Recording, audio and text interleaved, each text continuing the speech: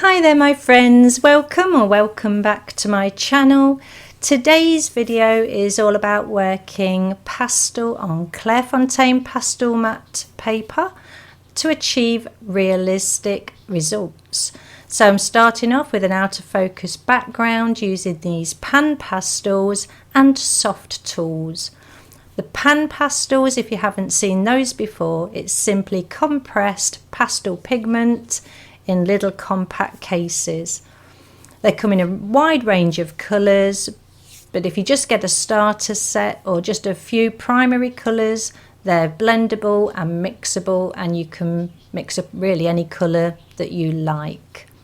So once the background is set in place, and then working on the ears, they're furthest away from the viewer. The butterfly is going to be closest to the viewer, so I'm leaving that part till last. So building up base coat layers, you can work light to dark and dark to light, and this paper will take multiple amounts of layers, so I'm not worried about running out of tooth of the paper. As you will see later, I use a blending stump to blend the initial layers deep into the tooth of the paper, and that way it releases the surface tooth of the paper to take more layers. So just getting a nice out of focus background in is the start, and then out of focus base coats on the ears. Excuse me. So the soft tools, if you haven't seen these before, they simply come in a pack of, I think it's 5, and they look like palette knives, but they come with little foam socks that you slip over the ends of the soft tools. Different shaped ends, different shaped socks, so you just match them up accordingly. One little foam sock will last me a couple of paintings if I'm careful. The rougher the paper, obviously the less life these little foam socks have. If you do work on a very smooth textured paper, then these foam socks will last a lot longer. They can be washed, and obviously once they wear out, you just take the little sock off and replace it with a new one. So dipping into my PanPastels there and just applying base coat layers. When I'm blending with my finger, I'm pushing down and pushing the pigment into the paper as I would with the paper stump. If you see a red nozzle keep appearing in view, that's simply a little handheld air pump, and it's just blowing the dust off the paper, that's all. Onto the top of the head of the chimp, and applying base coat layer in the direction that I want the final detail to sit. So the reason I do this, and I don't go round and round in circles filling the paper up with different colours, is that if any of this base coat layer shows through in the finished project, it will look correct because it's travelling in the right direction, the same direction that the detailed layers will sit.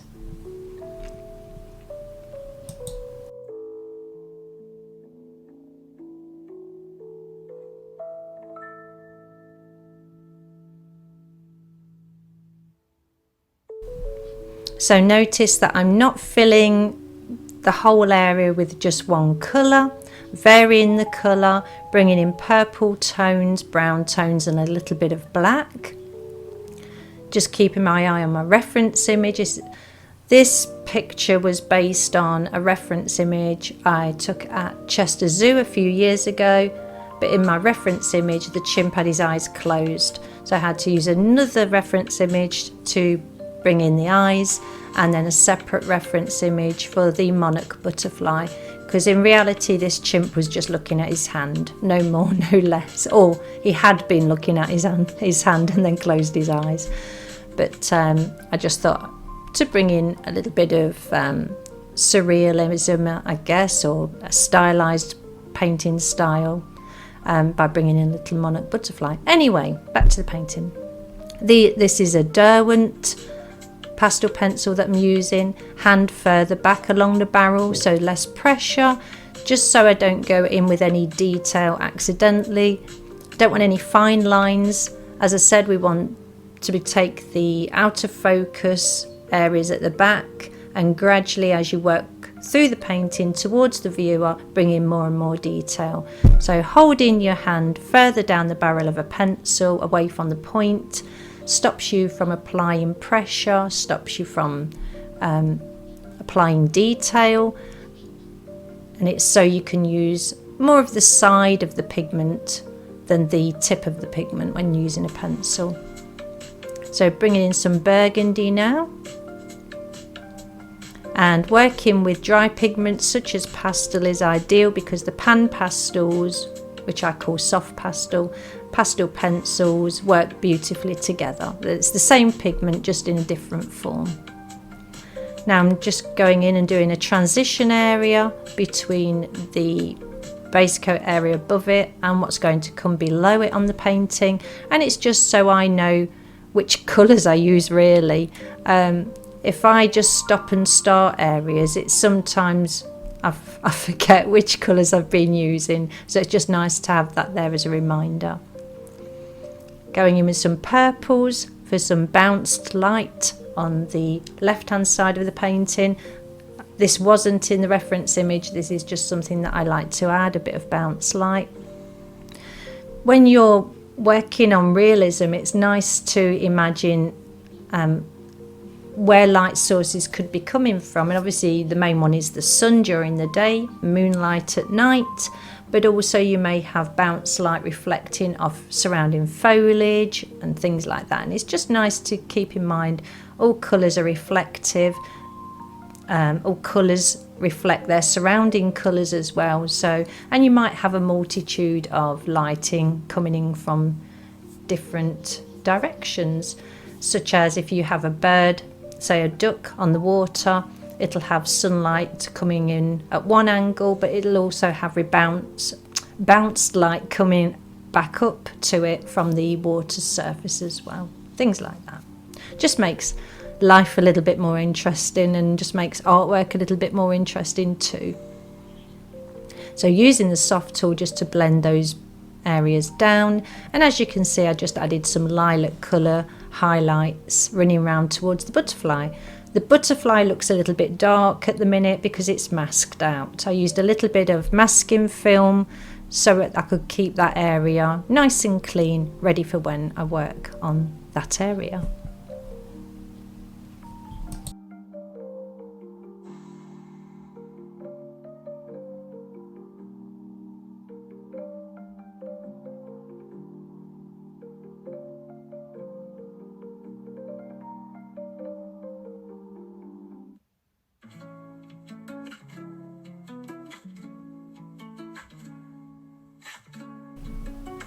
Working in some base coat layers now just with the pencils, because this area that I'm working around at the moment is a little bit of finer hair that actually sits over the denser fur underneath, and I just don't want to take that too dark in that area at the moment. So blending together, adding some darks. That's a Carbothello pastel pencil. So you'll see me go through a range of different brands of pastel pencil today. One, I'm choosing them for the colour sometimes, and two for the softness or hardness. So pastel pencils come in a variety of brands, and I'm fortunate enough to have quite a few of the brands. So I have Caran. They were sent to me by Caran. I've worked with Caran in the past. They're very, very soft. Derwent, I have the full Derwent set because I'm a Derwent ambassador, so I do get sent a lot of products from Derwent. They're the not quite as soft as Caran, but they are very soft pastel pencil. Then you've got Carbothello. That's a Carbothello there, so they're a little bit less soft. And then you go through Daler Rowney's, and which are the others I use? Creata Colour. So Daler Rowney and Creata Colour, a little bit harder, great for adding final detail because you can get a nice sharp point and retain it. Saying that, the Carbothello, you could get a nice fine point on those, and as long as you're careful, retain the point too. So using a square-ended soft tool there. So the other one you've been seeing me work with had a rounder end. This one's got a square end, and I just picked it up willy-nilly because I couldn't reach the other one. I'd put it a little bit too far away. So it doesn't matter. Whatever works. Use what you have. Yeah. Remember, the only wasted art supply are the art supplies you never use. So just reach for your art supplies, whatever's at hand. There you go, I've moved them all now right next to me. You can see them there at the top of the screen. So getting some darks in now. Okay, so this is something else I wanted to touch on today. So in the reference image, the area I'm working on now is almost completely black. There's no detail on there on the photo, but because it's a photograph, it looks correct. But when you come to take a photograph and create a painting from it, I don't think that area looking so black and flat would have looked right in a painting. So I decided to zoom right in on my photograph, have a look to see if I could see directional marks, where the hair was growing, which direction, how long, and then just to add highlights where I think the light might be hitting it from a different light source maybe, or from overhead. And by doing that, just adding this little bit of colour variation and detail just adds to the realism of the piece. So a reference image is just there to guide you. You've already got the photo, you don't have to copy it hair for hair or feather for feather if you're doing birds, or scale for scale if you're doing fish. You already have the photo. Your artwork is your representation of that photo, and then you can go off on a tangent and change it, alter colours, alter lighting, things like that, and really make the project your own.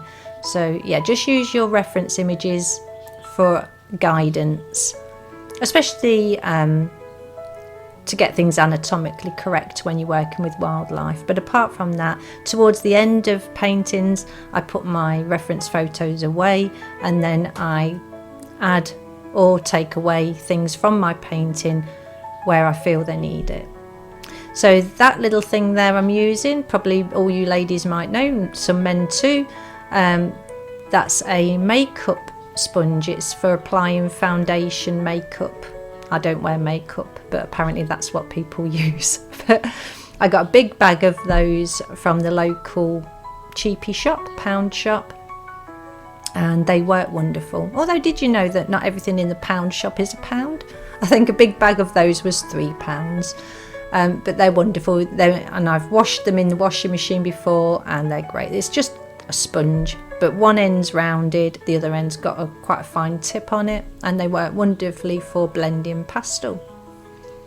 Going in now, and what I'm doing now is I'm just making guidelines for myself now. So I'm figuring out which direction that hair is growing, how long the hair needs to be, and I'm negative painting. So I'm going in between the areas I want a little bit lighter.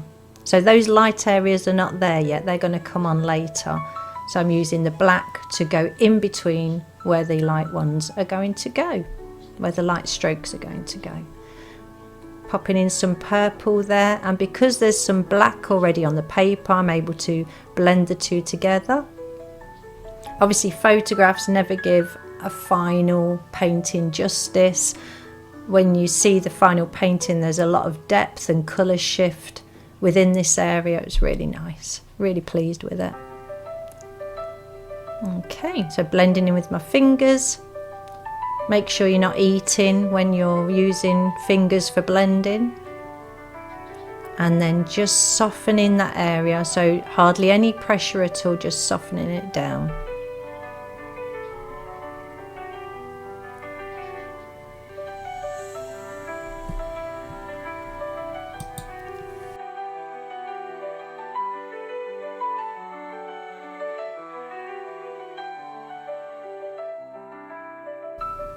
Bringing in some detail now with a Carbothello black pencil. And now I'm starting to split that lilac coloured area into sections. So giving myself some more guidelines as to where the highlight parts are going to go, the highlighted hairs are going to go, but just splitting it into clumps. I think you can see that quite well towards the top of the screen where I've split that area, the lighter area, up a little bit. And as I'm working, I generally turn my pastel pencil in my hand, and that just retains the point for a little bit longer to save having to sharpen it. I've got a full video on my channel about how I sharpen my pastel pencils. I use a knife to take off the wood and it leaves the pigment showing, and then I sand the pigment down on some sandpaper to get a nice fine point when needed. Obviously this part of the project doesn't need really fine detail, so I'm not worried if my pencil starts to blunt at all. And still holding my pencil quite a way back, so I'm not applying too much pressure.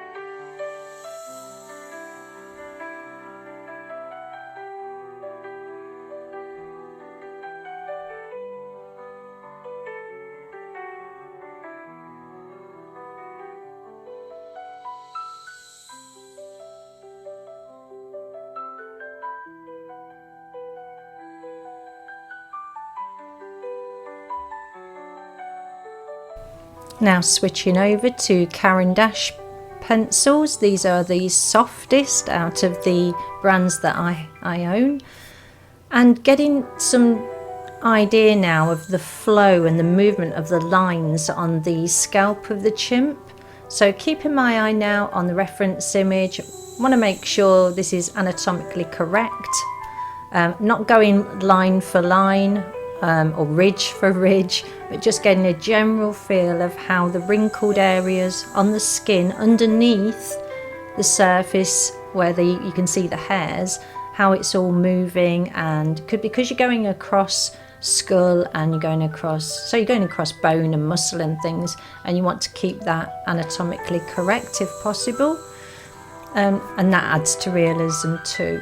So when you look at your reference image, try and see beyond the surface detail if possible. Try and think about what's underneath there. All those hairs are growing out of the scalp of the chimp, and that is what we're trying to get in if possible to begin with, and then the hairs can go on top.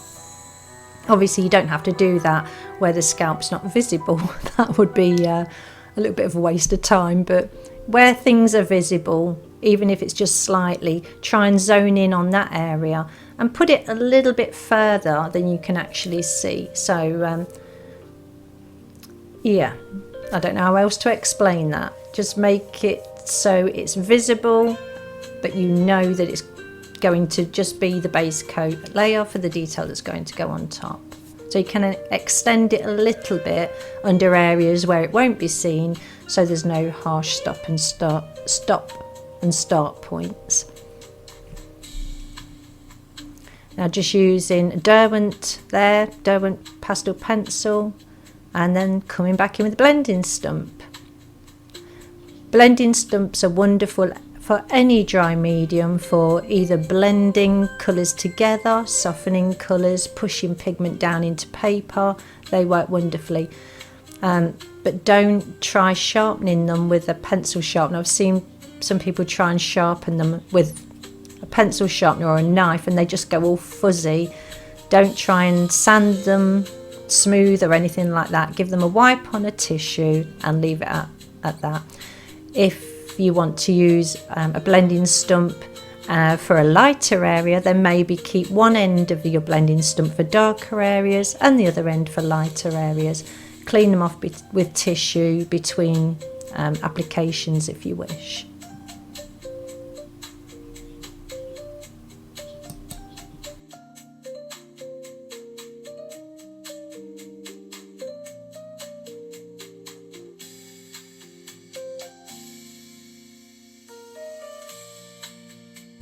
As you can see here, I took the scalp colours further to the left and to the right than is actually going to be seen in the final painting. And this is what I was saying previously.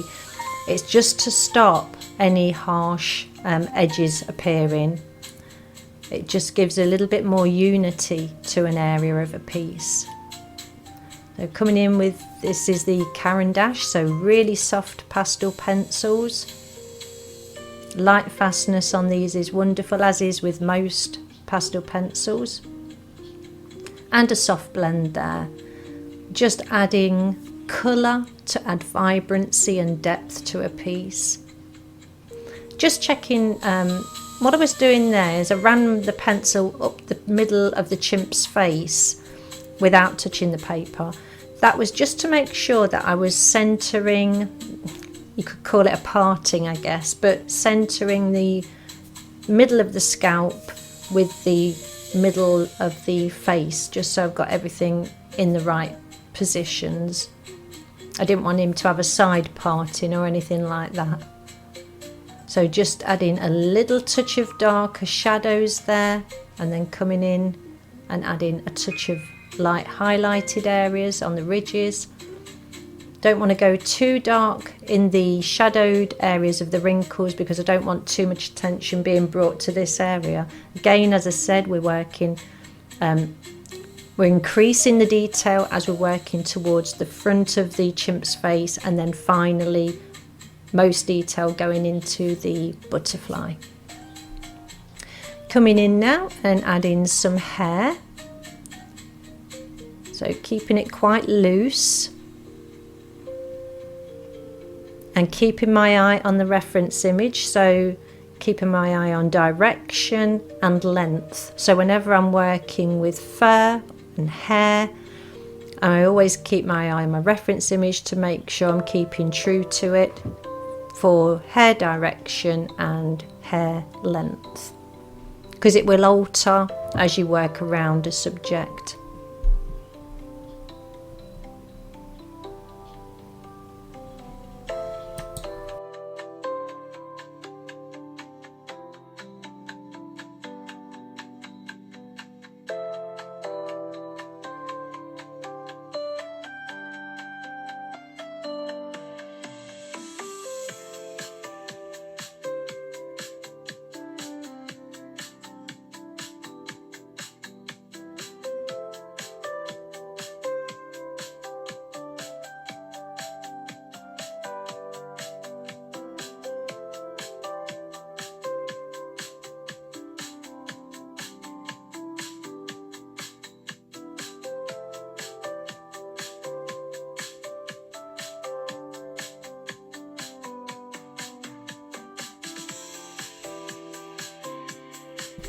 Starting to bring in some highlights now into the hair, and when I bring in highlights I don't jump straight in with white. White works best when used less, so less is more with white, and generally black as well, although I am utilising the black quite a bit in this painting, but mixing it with other colours too. So when I start adding highlighted hairs, as you can see here, I'm pulling out lilacs, I'm pulling out light blues, bluey grey colours too. That's a Carbothello, that's quite a bluish grey, and just bringing out highlights that way, highlighted hairs. Because when I do use white for tiny bits of highlighting, I want those to pop, and the way you do that is by using less of it. So don't be worried about colours when you're creating paintings. Be more, well, not worried, but think more about contrast. That's your lights versus your darks, because the more variety you have, the more range you have between your lights and your darks, the more impact a painting actually makes, more than getting the right colour or the colour that you deem right. If working on the monarch butterfly, for instance, if I didn't have a specific orange and I thought I was going to get stuck, then that's silly, because it's the impact between the bright orange and the black of a monarch butterfly that makes it pop, not a certain colour orange. I hope that makes sense. So yeah, think contrast more than colour. So talking of colour, this leads really well on to this next topic. So in my reference image, my chimp has no yellows in it, no oranges in its face or anything like that. These are all added. This is my way of working, bringing life to the face of this chimpanzee, and it just comes by experimentation, practice maybe, but just a sense of joy. I want to be enjoying a painting when I'm working on it. I want to be trying new colours when I'm working on something. Bringing in colours, warm colours for skin tones, just livens up that skin tone. Instead, if I'd have stuck completely to my reference image, I would have probably been working in purples, blues, pinks, and then using white to lighten those colours and highlight them. I wanted it to feel warm. Now, the other thing that I had in mind is when I was warming the face of the chimp up with these colours, I was keeping in mind the colours that I'd be using in the butterfly. So I wanted to use the colours in the face of the chimp that I'm going to be using in the colours, the orange colours of the butterfly, orange and yellows. So it ties two parts of the painting together and just forms a little bit more unity between the chimp and the monarch butterfly is holding. So working on this face, the skin area, I've already established that the light is coming in from the top. So those brows, those beautiful big brows that chimps have, making sure that all the light's hitting the top and then start taking the shadowed areas darker and darker. Now I don't want to jump straight in and go really dark straight away. I want to build my layers up again, light layers, building from light to dark this time. I know if I go too dark I can go back over with lighter colours, but I wanted to do this gradually, and especially because I was experimenting with all different colours as well. That's another reason I was doing it gradually, layer by layer. That's a Creata Colour pastel pencil I'm using there, and they're wonderful too. They're just a little bit softer than the Daler Rowney, but they're not as soft as the Carbothello. I'll link everything in the description below in case you happen to be wondering which pastel pencils you'd like to purchase and softness and things like that. What I will say is, one pastel pencil brand, all of the colours won't be as soft as each other. Some pigments by nature are just a little bit harder, some pigments by nature are a little bit softer, so there is a slight variation throughout each brand within itself, but an overall thing is the Caran dash are the softest, followed by Derwent, etc. But I'll pop that in the description. So working the eyes, I always suggest working both eyes together, because there's nothing worse than completing one eye, then going to work on the other eye and forgetting which order you layered certain colours up in. I mean, you can get around it, you can muddle through, but it's easier from the off just to work both eyes up gradually together. Difference with the skin, so I've got the shadowing starting to go over the left hand side eye within the socket, and then once I've figured that out, which colours I want to use, that's not a problem going over and doing the other eye socket as well, or the skin around the eye socket, the eyelids, etc. So going in now with a smaller blending stump, and over time I do increase the size of these eyes slightly. As you can see, the one on the right is looking a little bit smaller because of how I've sketched it, and obviously we've got the camera angle making a little bit of a difference there as well. But as you can see in the finished painting, both eyes are the same size at the end. So you can tweak it, and that's another beauty of working in pastel, being able to work light over dark and dark over light, is Mistakes are easily mended. There's nothing you can do to a pastel painting that can't be fixed as long as you're working on a quality paper, and I do thoroughly recommend the Clairefontaine pastel matte paper. If you make a mistake and you can't really figure out how to go over it to correct it, and you want to remove it, you want to remove the pastel pigment, you can, to a certain degree.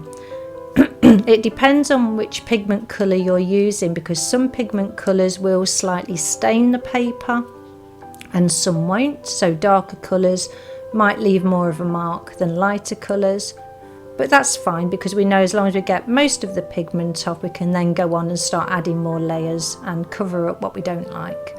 So there's a couple of techniques you can use. If you've applied pastel but you haven't yet blended it into the tooth of the paper, you can just use a piece of masking tape. So cut a little bit of masking tape out to match the size area you want to remove, press it on firmly and lift off, and that should pull away any surface pastel. If you're trying to remove pastel that you've already blended in to the tooth of the paper, then if you get a soft brush, a soft dry paintbrush like a watercolour brush or something like that, as long as it must be dry, and then gently agitate the area where you want the pastel to be removed and then blow it away. So be careful if you're blowing it as in blowing it, because you don't want to spit on your work. But yeah, once you've agitated it with a soft paintbrush, it should be able to blow it away, and then if any residual pastel is left on top, you can then go on and lift it with a piece of masking tape. Hope that helps. So the eye on the left is coming towards completion, so I've popped over and started on the eye on the right.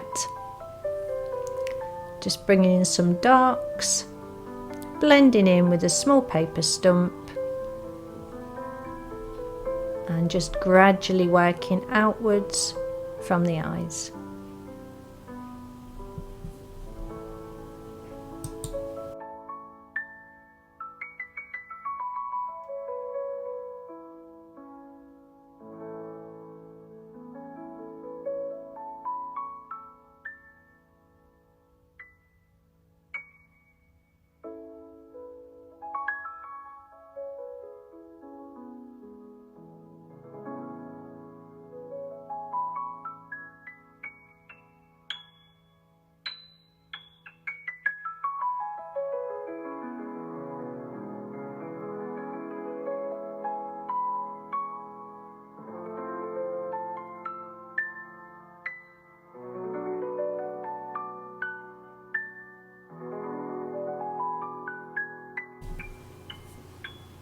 Very gradually adding in some more darks there and warming certain areas up as well. So the light pink can look quite cool, and that's not really what I wanted, so bringing in warmer tones and letting them mix with the light pink just adds a bit of heat to an area, a bit of warmth. Now although pastels go light over dark and dark over light, because of the tooth of this paper, it is always easier to work dark over light, obviously, because darker pigments will always cover lighter pigments more easily. But just when you're working these warmer tones, it's just a good idea to keep in mind that when you start to blend them, they're blending lighter. If you've gone on with a light pigment and then you go on top with a dark pigment, if you don't touch them, the dark pigment will remain looking dark. But if you start to blend the two together, the dark pigment mixes with the lighter pigment underneath, and so turns the top layer a little darker. I know it's pretty basic, but it's something that you don't think about all the time. So when you're applying darker layers, if they start going lighter, that's why, if you put a lighter base coat underneath. Also, when you're using pastel pencils or you're using the blending tool, if you go over a darker area and then go to a lighter area, the pencil or the paper tool will pick up some of the dark pigment, and it will travel with it and could contaminate a lighter area.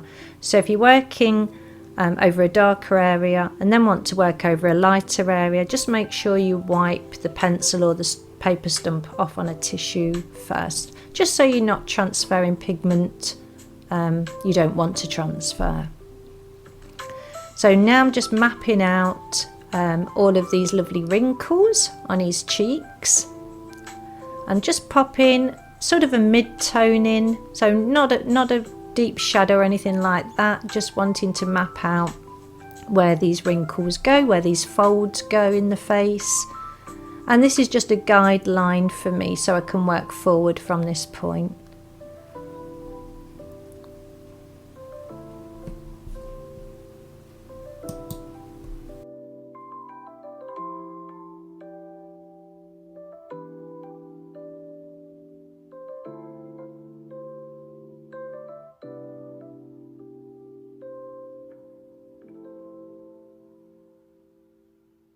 I don't know if you saw there, but I just softened some of the graphite pencil lines a little bit with a nylon rubber, and then just lifted off those crumbs with a piece of masking tape.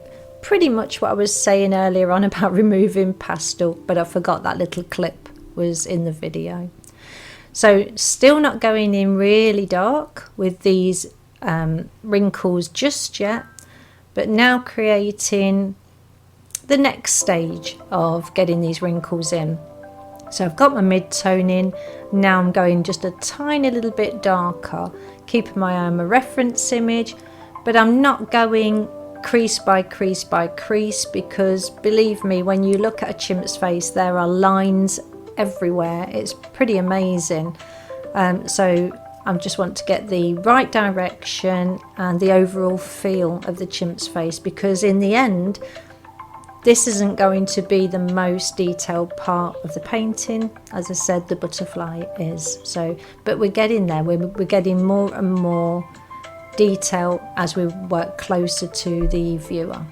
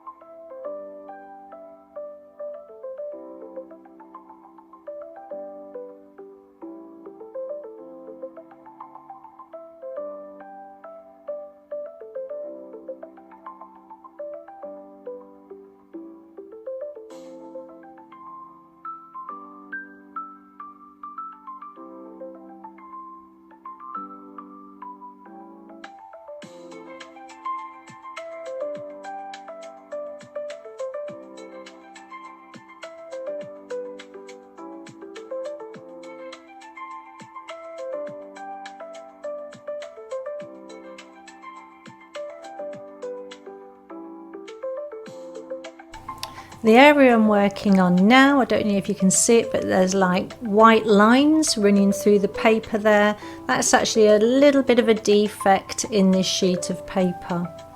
I did contact my suppliers and they contacted Clairefontaine. I sent photographs of that area over to them, and Clairefontaine replied back via my supplier to say that is just one of the little faults, I guess you could call it, within the paper that sometimes happens, but it's within their, is the word remit, I guess, within their guidelines as to how bad a piece of paper has to be or how good a piece of paper has to be. And to be honest, it didn't affect the work at all. It's just tiny little indentations that you can't even feel with your finger.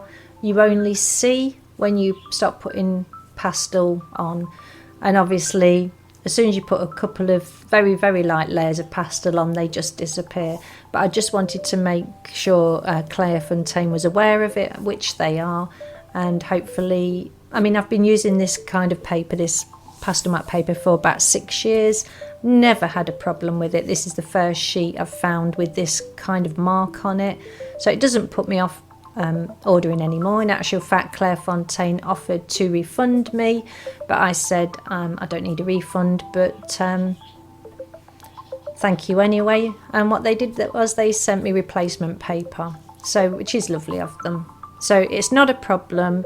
It just might take you by surprise if you come across it on one of your sheets. Don't despair. A couple of light layers of pastel and those lines just disappear.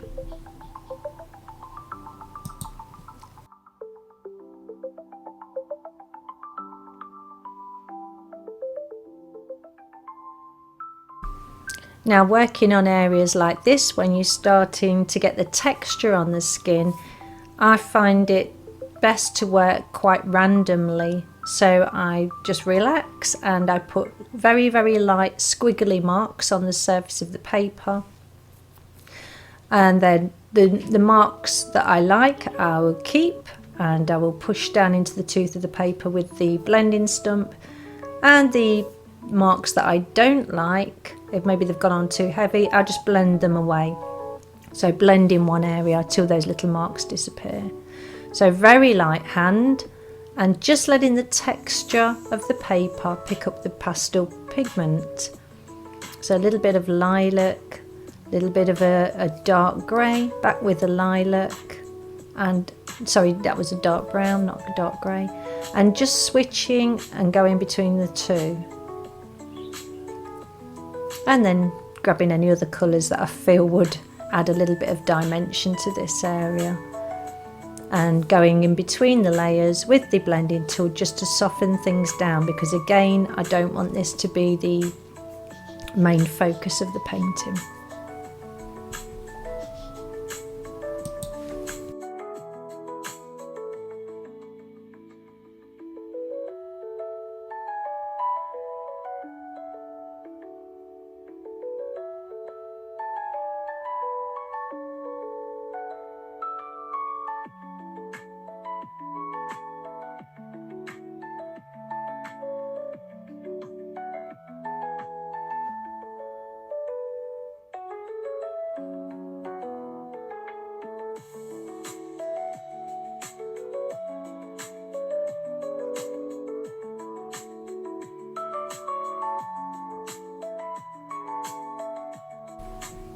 And onto the nose area. So I'm going to be working this the same as I worked the facial skin of the chimp. Getting my, I popped a little bit of a light yellow in on top of the nose because I didn't want to lose my highlighted area. But after that, I'm going to go in with the mid-tones, going slightly darker, adding the colours, blending between areas with the blending stump, and just bringing in the warms and the shapes. So keeping my eye again on my reference image, making sure that I'm keeping the shapes correct. But apart from that, I'm not going in wrinkle for wrinkle, line for line. It's just making it look realistic without being hyper realistic, I guess. And again, this area is a little bit further forward in the picture, so I'm going to be increasing the amount of detail.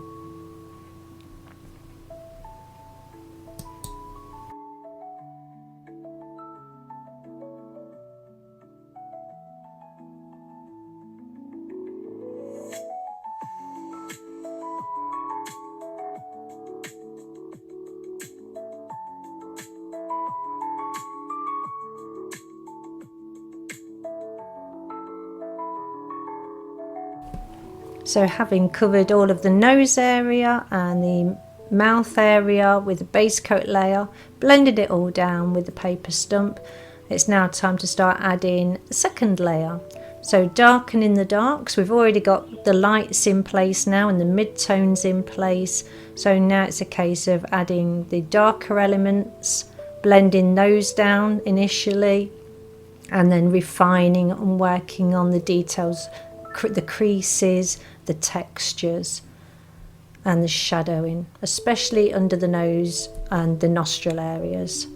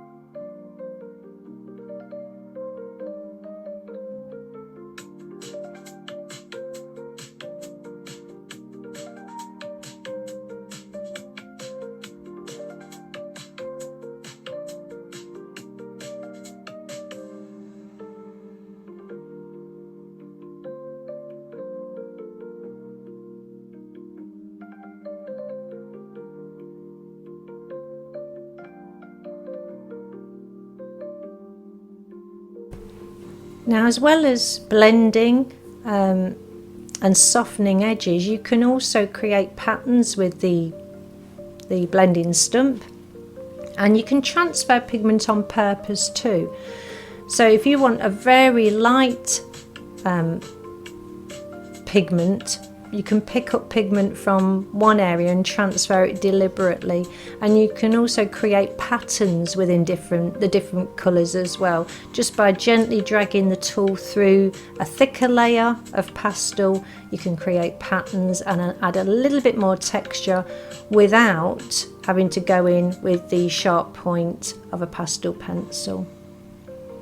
That's a Carbothello pastel pencil there. It's a wonderful colour, and I use that in a lot of my paintings. And that's a Pit pastel pencil. So just going backwards and forwards, different brands. Sometimes it's a colour I'm reaching for, sometimes it's a certain colour but in a certain softness. So when I'm happy that I've brought that part of the nose to a certain area, then I'm dropping down now onto the top lip, and I can go backwards and forwards. I can increase detail on already nearly completed areas, so I can go backwards and forwards, creating a balance between different parts of the painting. There's nothing to stop me going back into the background and adding more detail or taking detail away if needs be. It's a process where I skip backwards and forwards between different parts of a painting, just growing the entire painting together as one. So as you can see, very light hand, fingers not too far near the front of the pencil. Just don't want to add any pressure I don't need to at the moment. Just gradually building up the shaded areas and the pigmentation in other areas. And as I said, none of these colours were on the initial reference image. So now I'm mimicking the highlighted area that runs across the brow of the chimp, just bringing those colours down and reflecting them on the top lip of the chimp. And now you can see and probably realise why I masked out the butterfly. Didn't want any of these colours contaminating that part of the paper.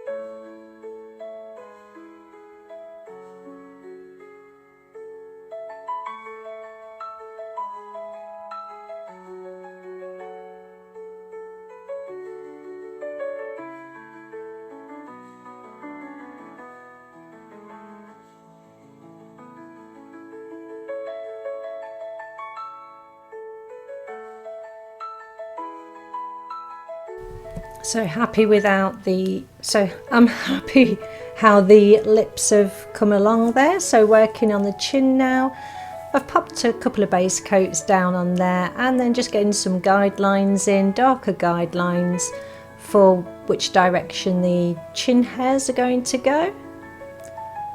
And nice and simple, blending it out so it's not too dark. And then I can go on and start adding the midtones and the lights where needed. If I go too light, it's not a problem. I can just blend it down very slightly, tap it with my finger, which gently blends it into the layer underneath, and then add highlights where I need to. And I can do this again and again because as I said, the quality of the paper is so good.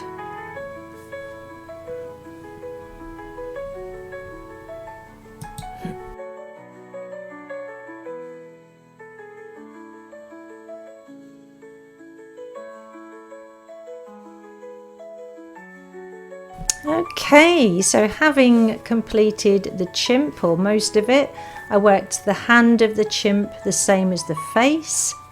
So no different techniques were used there. So then went on to remove the masking film from the butterfly area, and then I mixed up a tiny little bit of black gouache and painted in the details, the black details. Now the reason I did that and I didn't draw it in with the black pastel pencil is because I didn't want black pastel to contaminate any of the initial colours that I wanted to put into the butterfly wings. What I could have done if I didn't have any black gouache, I could have completely done the butterfly wings in oranges, reds and yellows, and then added the black pastel pigment on top to draw in the pattern of the butterfly itself. But for me, this is a really quick and easy way of getting the darks in, and they're going to be darks that don't contaminate anything else. When gouache dries, it dries with a slightly textured finish. The texture is roughly the same as the Clairefontaine pastel matte paper.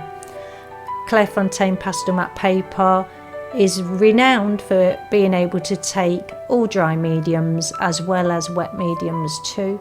You can even get Clairefontaine pastel matte board, which is thicker and can take even more wet mediums. So this is an ideal paper for this technique. So working in sections enables me just to keep control of the colours and where I want the lighter highlighted colours to go and the darker colours, and just working a little section at a time, keeping my pencils just a little bit sharper now just so I can get into the detail areas. Now if my colours start overlapping the black veins that have been painted in, that's fine because that makes it look more natural. If I went too heavy over any of the black, that's fine because I'll be going in with black pastel pencil on top in a bit. Not everywhere, just where it needs it.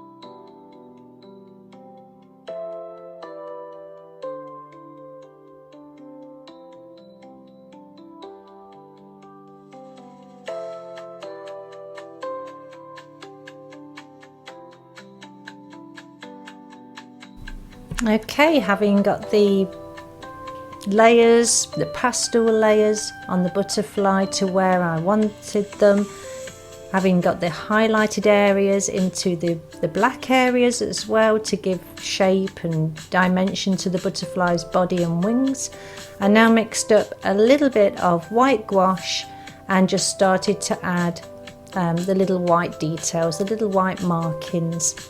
So for realism, what I did was I went in, added all of the markings, these little dots, little fine dots everywhere where they needed to be, and then for ones that are in a shadowed area, waited till the gouache had dry and then just gently went over with a light layer of pastel pencil.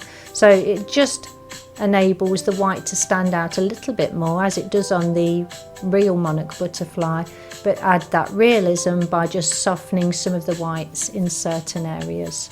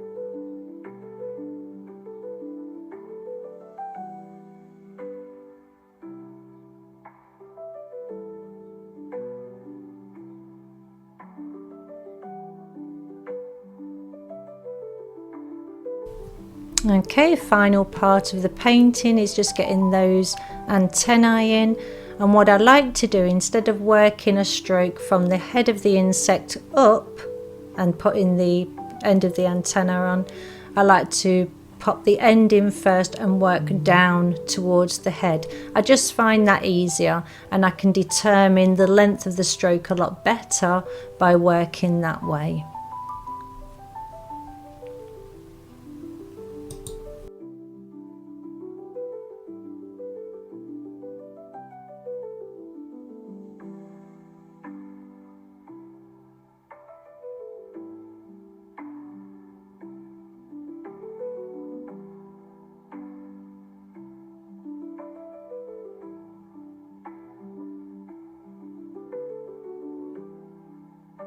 And there you have him, a chimp with a monarch butterfly, pastel on Clairefontaine pastel matte paper.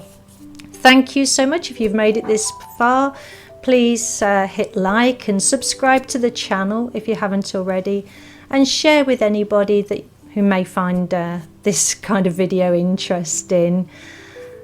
Stay creative, everybody. Thank you for watching my videos and supporting my channel. It's truly appreciated. I'm going to go now to the studio and crack on with a new project, and I will see you all soon. Take care. Bye.